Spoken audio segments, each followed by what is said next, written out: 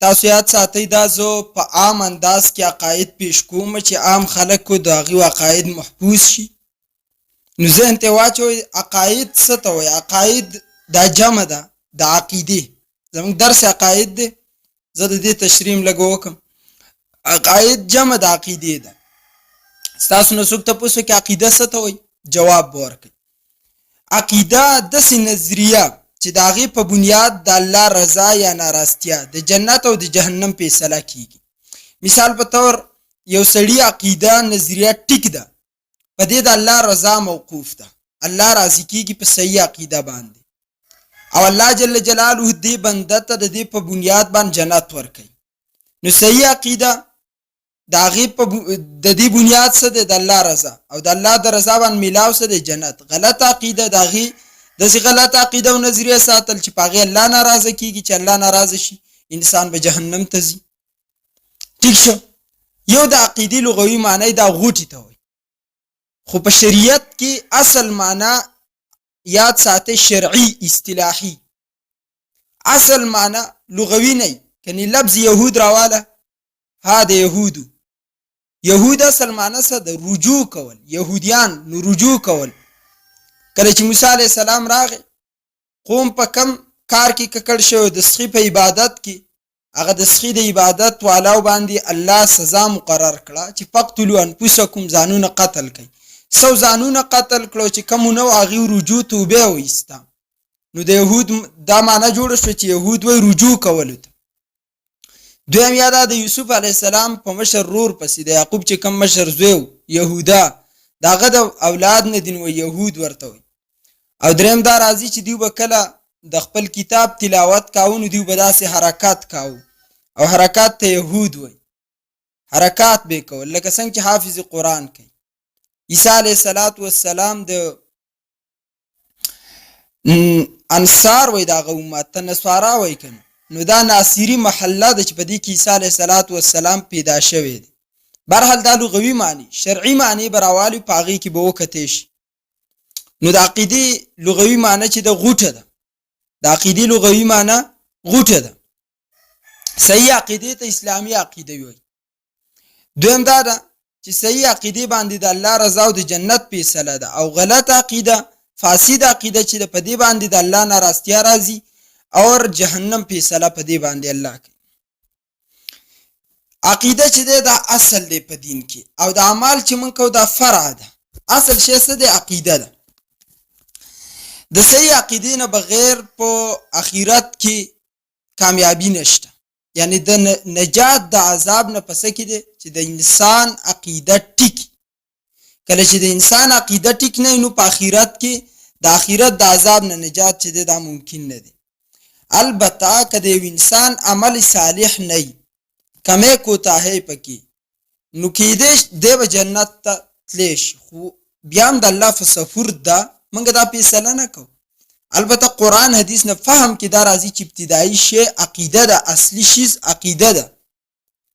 دی وجه نه که الله وغواړي یو سړي نیک اعمال نه دي کړي، په خپل رحمت سره بخلی هم شي، عذاب هم ورکولی شي. او که عقیده چېرته یوه خرابوي نو د اسلام ټول عمارت چې دی دا خراب دی، بیا رالویږي. ځکه عقیده اصل دی، اصل بنیاد دی. چې کله بنیاد نه عقیده ټیک نه انسان خرابي. زمونږ سره د یوسف بونیری یا د منیر شاکر جګړه په څه باندې د عوام خلک چې دي جذباتیان دي. نن سبا غټ مولا، غټ مفتی، شیخ القرآن دا هغه چاته ویلی کېږي چې هغه راپاسې د قرآن حدیث د حکمونو نه انکار وکړي، ولته وله ورکړي. منګه چې کله دفاع کوو بیا منګه افتراق والایو، منګه دفاع کوو بیا منګه فسادیان. الحمدلله په دې باندې زه د الله نه راضي یم او زه آخرت ته تیار یم، او زه د الله جل جلاله د رحمت امیدوار یم. په دې وجه باندې چې موږ د کوم علماو په طریقه روان یو، که موږ د امام ابو حنیفه اقتدا کو خپل امام یې منو، که موږ صحابه او عقیدې خپلې کړل دي، که موږ د نبي علیه السلام د ختم نبوت د عقیده حیات النبي دفاع کو، دا هغه عقیدې دي چې 1400 کاله را روانې دي، دا هغه مسایل دي چې 1400 کال نه را روان دي. نم نوې دین ایجاد کړل، نم نوې لار ایجاد کړل. الحمدلله والشکر لله. په دې باندې خو مطمئن یو او خزلتم اطمینان په دې خبره باندې حاصل دی. که ټوله دنیا یو طرف ته شي موږ به ورته بل طرف ته ودرېږو. او موږ ته استادانو دا وصیت او نصیحت کړی دی او زه هر طالب العلم ته او هر صحیح العقیدې عامي انسان ته کوم چې د خپلې لارې نه مه اوړه، په خپله لار کلک ودرېږه. نو دا صاحبان چې راپاسې دوی د یو عقیدې نه انکار وکړي، دوی د قرآن د حکم نه انکار وکړي. عوام غریبانان خو په دې نه پوهېږي چې یار دا څه شی شروع دی، ورانه دی راولي دلته ذموار موږ کې موږ ولي موږ دفاع کوو که او دفاع والا همیشه دپاره خلک ورسه وراني. ابراهیم علیه السلام د وحدانیت دفاع کوله، خلک ورسه ورانو. نوح علیه السلام د وحدانیت دفاع کوله، د واحد لا شریک ذات دپاره دفاع ته ولاړو، خلک ورسه ورانو. زموږ د نبي سم خلک په دې باندې ورانو چا دفاع کوله. موږ دفاع کوو، موږ یو نوې مسله نه راوباسو، نه موږ د چا عقیده چیړو، بلکې موږ ته خو د استاد جی وصیت دا دی د ګومن صاحب، اپنا چھوڑنا نہیں دوسرا چھیڑنا نہیں. موږ خو بل نه چیړو، هغه وخت کې چیړو چې کله یو سړی انکار وکړي. نو موږ همیشه دفاع کړله، بیا هم زموږ سره ظلم شوی. هسې د یو انسان په خپله سوچ کې زه ته مثال درکوم، 4 رونه دي، 4 وانه رونه په یو کور کې اوسېږي. مشر واده وکړو، مشر اوسېږي په دغه کور کې. دویم واده وکړو، دویم هم په دغه کور کې اوسېږي. دریم واده وکړو، دریم په 4م واده وکړو. اوس هغه جدا کېږو او هغه ښځې ورته نوي نوي خبرې وکړي او دا 3 وانه رونه د ده څورانې. تاسو وایئ په غلطۍ به کم یې وي. 3 وانو خو د کور اصول مخکې چلول مشرانو او د مخکې نه دغه ترتیب را روانو. 4م ارامیتوب شروع کړو، ذموار 4م دی. زه هم د 1400 کال نه چې کم دین او عقیده او اسلام را روان دی ټیک دی. اوس پکې یو نوی راوچت چې هغه انکار کوي، جداوالی راولي. ذموار به دی که زه به یم؟ ذموار دا دی. بیا ما ولې قوم ذموار؟ سوچ عقل شته؟ فکر وکړئ. د هرې محلې په کلي کې یو مشر دی، 4 محلې دي په یو کلي کې. یو غم خادی کې خلک راجمع کېږي، د یو بل څه غم راځي، خادي کوي، د یو بل څه احسان کوي، د یو بل څه مدد کومک کوي. یو محلي والا به خپل مشرانو ته ویلی چې دا 3 ټیک نه دي، دا او دا او دا پکې دي. اوس وایي په دې کلي کې افتراق جداوالی چا راوست؟ د یو محلي والا راوست. نو ته به اوس دا نور درېیم د دې څه ذموار کې. دغه شان سیبکه یوسف بنیری را پاڅېدلی، هغه هم د قرآن د هغه نه انکار کړلی چې تاسو به د اوسه پورې نه اورېدلی د یو مولا نه دا انکار. منیر شاکر را پاڅېده، د هغه شیزونو نه انکار وکړه چې د اوسه پورې تاسو نه و اورېدلی. نو ته ووایه اختلاف چا په امت کې پیدا کړه چې نوی کم راځي. او دا د مسلم شریف حدیث دی، رسول اکرم صلی الله علیه وسلم فرمایي تاسو به هله په فرقو کې لویږئ، هله به په انتشار کې مبتلا کېږئ. کله چې په خپلو مشرانو اعتماد ختم شو، په هغوی باندې غلط ګمان کا، ځکه دا دین خو نن نه دی شروع شوی، 1400 سال نه شروع شوی. نو موږ دفاع کوو د خپلې عقیدې، ښه په نر او په غیرت یې کوو. تاسو دا په خپله چې دا درس کله واورئ تاسو ته به اندازه وشي، تاسو ته به ذهن ته راشي چې حقیقت خبره څه چې د عقیدې څومره اهمیت دی. اوس په دې عقیده او عمل کې فرق څه دی؟ 2 فرقه پکې تاسو ذهن ته واچوئ. نمبر 1 خو دا دی چې عقیده اصل دی او د عمل فرع ده. کم فرق چې په اصل او په فرع کې، هغه فرق په عقیده او په عمل کې دی. آسان مثال به زه داسې درکړم. د عقیدې مثال د دیوار دی او د عمل مثال د چت دی. کله چې دیوارونه مضبوطي او چت پې وکړی شي، د پاسه پې تاسو نور څو چتونه کوئ کېږي. خو چې کله عقیده بنیاد دیوالونه خرابي، نو د پاسه په یو چت هم نه ټینګېږي. دغه شان عقیدې مثال د دیوار د دې بنیادونو دی چې دا کله مضبوطي ته عمل کې څومره ممکن نو هغه ځای راوړي. یا داسې والی د عقیدې مثال د هندسې دی، عددو هندسه، دا یو 1 ما ولګاو. اوس د دې یو 1 او د عمل مثال د 0 دی. د عقیدې مثال د عدد دی، د عمل مثال د 0 دی. ما یو 1 ولګاو، دا عقیده شو، عدد. اوس عمل ورسه کوو، 0 مې ورسه ولګاو، څو شو؟ 10 بل 0 20 بل 100 بل 0 1000. چې کله عقیده ټیکي نو صفرونه کار ورکوي. خو که د عقیده نه د عدد تی لرې کېږو او تش صفرونه لګوه څه کار کوي؟ نه کوي. نو عقیدې مثال چې دی هغه د عدد دی او د عمل مثال د 0 دی. عادت څخه صفر نه ام کار ور کوي نو عقیده ټیکی ام کار ور کوي او د صفر څخه چې عادت نه نو هغه تش اولا کاړي لہذا عقیده ټیک کول دا لازم دي عقیده اصل عمل فرع ده دویم نمبر د عقیده محل الله زله ګرځول دي ایمان بالغیب دا پزله کی لکه ته وسړی ته دا نشولې چې ته بی ایمان ځکه ایمان په کم ځګین کې دی پزله کې دی او دا ایمان دویم نوم د عقیده دی اصل کې ایمان او عقیده یو شی نو د عقیده محل زله دی د دې فیصله بندګان نشي کولی ها کله چې اظهار په جبه باندې وشي د زله نو که بیا غډیر وای چې سماج لکه دا علما په فیصله په ښکارا خبره باندې کې دا ذهن تواچوي کله چې سړی دا خبري واري بیا غلطو کې نه لويږي البته موږ اوري دلیل نه موږ په غلطو کې لويږي نو د عقیده محل الله زله ګرځول دی او د اعمال محل ټول بدن ګرځول دی مونږ منګه پسله کو کنا پخپو لاسو سر او دا د بدن حصہ ده البته زله چې دی اجودا دی او تاسو یاد ساتئ زله ته وایي مرکزی جسم او نور جسم چې دی دا شاخي جسم دی لکه ام المؤمنین عائشہ رضی الله تعالی عنها شعر دی لواحي الزليخه لو راينا جبينه لاثرنا بالقتل القلوب على الايدي د مصر خزو یوسف علی السلام ولیدو نو لاسونه کټ کړو او که زما مصطفی لیدلې زلونه به کټ کړی وي ولی محمد مرکز النبوت دی اول د سیات کې محمد نبی الانبیاء دی یوسف نبی دی نبی الانبیاء هغه ته چې دا غینه اوصاف اوزی او نبی هغه ته چې هغه ته اوصاف میلاویږي نو حسن چې دا صفت دی د محمد نو وتل یوسف ته میلاو شوی دی نو محمد مرکزی حسن دی او یوسف شاخی حسن دی وجه حسن د محمد نو وتل یوسف ته میلاو شوی دی محمد مرکزی حسن یوسف شاخی حسن عائشہ وای د مصر خزو شاخی حسن ولیدو شاخی بدن لاسی کټ کړو که مرکزی حسن مصطفی لیدلې وي زلونه به کټ کړی وي که مرکزی حسن مصطفی ځکه محمد مرکزی حسن دی یوسف شاخی حسن دی د محمد نه حسن وتل یوسف ته میلاو شوی دی نو چې شاخی حسن ولیدو شاخی جسم چې لاس دی کټ کړو که مرکزی حسن لیدلې نو مرکزی جسم چې زله دی به کټ کړی وي ما مراد دا چې په جسم کې مرکز زله دی او الله د ایمان او د عقیده محل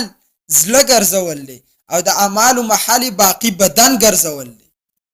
وس ګورئ کلاس کټ شي انسان ژوندې پاتې کېدی شي خپې کټ شي انسان ژوندې پاتې کېدی شي غوږ سترګه پوزه کټ شي انسان ژوندې پاتې کېدی شي خو که زله کټ شي انسان ژوندې نشي پاتې کېدی نو د اعمالو مثال د جسم د باقیو اعضاو په شان دی که دا نمی انسان مومن پاتې کېدی شي ها مشیت او سفورت د الله دی داغه په سفورت کړي د موږ دا خبره چې الله غواړي او د ایمان محل الله زله ګرځول او که زله کټ شي انسان ژوندې نشي پاتې کېدی او که ایمان کټ شي عقیده ټیک نه نو انسان مومن نشي پاتې کېدی ځکه د ایمان زله دی ذهن ته هم راغلی باقی دی باندې زما د ختم نبوت تقاریر وګورئ هلته په دې باندې بیا تفصیلی مثالونه زیات پیش کوم نو کم فرق چې په زله او په جسم کې دی اوس ګورئ زما زله غواړي چې زه سوات ته په چکر لاړ شم موږ څه وایو زما زله غواړي حالانکې موږ په زله نه ځو خو چې زله کله موږ ته ووایي چې سوات ته په چکر لاړ شه خپې په خپله ځي دغه شان عقیده چې کله ټیکي که نو عمل په خپله باندې کار کوي ځکه د عمل مثال د باقی جسم دی او د عقیدی مثال د زړه دی موږ وایو زما زړه غواړي چې زه خوږ جوس وڅښم نو زړه موږ وایو هر شیز د زړه نه اطلاع ورکوي دغه شان عقیده ټیکي نو عمل په خپله باندې ټیک کیږي نو د عقیدې دومره لوی اهمیت دی او زموږ خلک وایي دا خو وړه مسله ده پرېږدئ په دې باندې ما شکر دی عوام د ډیرو غلطونو بچ کړي چې چا زه اورېدلی زما پوره یقین دی به د دلیل شوقي جوړ شوی زه صرف جذبات نه کوم زه په دلایلو سره عوامو ته خبره کوم معرفت عقیده دا عقیده چې دا د فهمیت سره په هر انسان باندې زده کول لازم دي ځکه عقیده د دین بنیاد دی په دې د اسلام د امارت دار و مدار دی که بنیاد موجود نه نو د امارت وجود چې دی دا ممکن نه دغه شان که عقاید موجود نه نو د اسلام امارت هم قائم نه ساتلی کیږي بلکې موږ په جنازه کې سوایو اللهم من احییته منا فاحیه علی الاسلام الله زندگی د اسلام سره ځکه علماء دي کې لږ فرق کړل ظاهری طور موږ مسلمان هغه ته چې مونږ روزه زکات ادا کوي که یو سړی دا نه کوي موږ ورته دا ویل چې ته مونږ نه کوي خدا ورته نه شویل چې ته مؤمن نه ځکه د ایمان محل زړه دی موږ ته دا غزله پاته خو نشته سری کړم نه دی ها مونږ نه کوي دا غي تعلق د ظاهری او اجزا سره دی نو په ظاهری طور مسلمان هغه ته ویل شي چې هغه روزه مونږ حج زکات او د اسلام احکام مني البته ومن توفیته منا فتوفه علی الایمان بیا موږ دا وایو چې موږ وفات کې الله موږ د ایمان په حالت کې د دنیا نه بوزا د ایمان په حالت کې زمونږ په ځل کې ته موجود دي زګینو پوری شستاسو نه سبق چې د عقیده په اهمیت باندې ما تاسو په وړاندې باندې پیښ کو زمونږ صراط مستقیم کورسونه د ماشومانو د پارم روان دي الحمدلله 3 کلاس شوی دي تاسو په خپل اوریدئ شي او کم باقی چینل والای چې شیر کوي دغه په خدمت کې زما درخواست ده عوام حتی الوسع د افتراق پر قواریت نه بچ کی او پر قواریت دی ته چې به دلیل سره دیموکراسي ولي برال تاسو په دې ترتیب باندې کار کوئ چې کڅوک اوري او کناوري خو تاسو پورا بیان ورخیجوي دغه خلک پکې چې پورا اوریدي شي نو دلته به خلک زمونږ په باره کې ګستاخی نه کوي نه ورته زمونږ ځل کې خیره راځي چې ته مونږ خو خبري کوم نه دینه البته کچارته خبر شو نو چې د سونه چې زمونږ د خپل یو کس په ځل کې سیف افتراق بغض حسد کې نه راشي نو کسو کاوري او کناوري خو تاسو کلاس او درس پورا خېجوي که زمونږ ګنټه بیان یو نیمه ګنټه تاسو پورا خېجوي لکه زموږ خپل چینلونه زموږ خپل چینل مفتی عباد الرحمن باچاخیل افیشل نه پورا تقریر خېجي هیڅ څوک دی نه ګوري خو څوک اعتراض هم نه کوي کنه چې وینه ګوري جو اعتراض هم نه کوي خو تاسو مثال تور څه دوه ټکی جدا کوي دا د هر عالم په باره کې زوی کله چې دوه ټکی جدا کوي نو عوام خو کله نام دی خو دې ته سوچ نه کوي بیا خاص کر پښتانو دز د دز نمخ کې مریال ته ټوپ امیر اوس به ولتی پکوله وای په مسافرای کې یو پښتونو یو پنجابي یو بنگالي وای پنجابي اولنی چات کې بنگالي دویم کې پښتون دریم کې نو پنجابي د لاندې نه چغه کړ چې ګلزار خان خزه دی مړ شو نو پښتون د دریم چات نه راټوب کړو خپې ماته شوی هسپتال ته وړ چې وښ کې راغله ډاکټر ورته ویل د خزه دي سو شو ویل کوم طرف خزه ویل ولستا خزه نه دمړه او زما خو لا خزه کړي نه ده ما خو لا خزه کړي نه ده صرف خان نوم یې اوریدل ګلزار خان خزه دی مړ شو دغه شان زمون پښتانه دي خبر خو نه پوره لک سوچ کو یار لک د عقل نه کار والی په دې تاسو ته سم ملاوي چا بسې ملنډه استهزاء داغه تل چاره مقام او مرتبه نه څه خبر یو سړی زمانه څه خبر دي زره کمی درجه او دې زما مبارک خپل رائے ورکي یو سړی دین څه خبر دي دا څوک دي د کم زیدي او د مبارک خپل رائےګانی ورکي لک سوچ لک فکر لک غور وکي بس چې یو سړی دی نه دی خوښ خاموش اسم داغه په باره کې موای نالج علم درس نشته د عالم په باره کې سم موای ډاکټر نه په ډاکټرانو تفسیری مکو هر سړی په خپل کار خپي دا بار ملکونه نه دي چین شو فرانس امریکا په دې کې یو کوله ترتیب د روان دي وخت مطابق زه خو بهرحال زما خپل بادي شي ځکه کلمې نه دویل خو د دې یو کوله ترتیب د سې چې دی یو د بل په کار کې کار نه ساتي ما مراد ده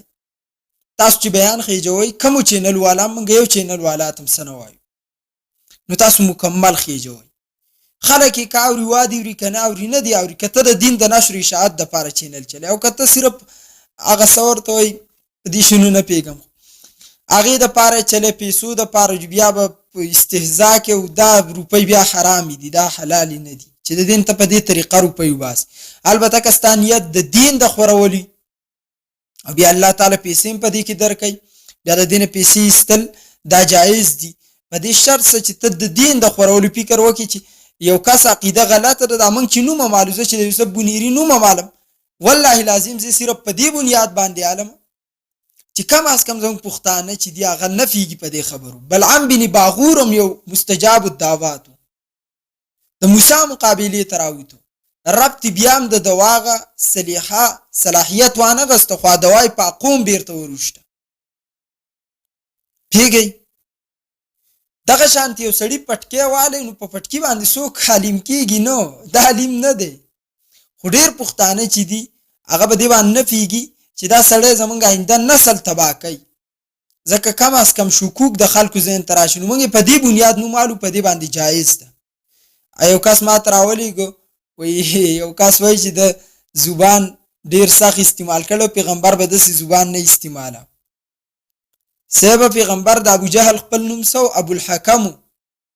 نبی علیہ السلام ورته سو وای ابو جهل ولی عقیده خراب و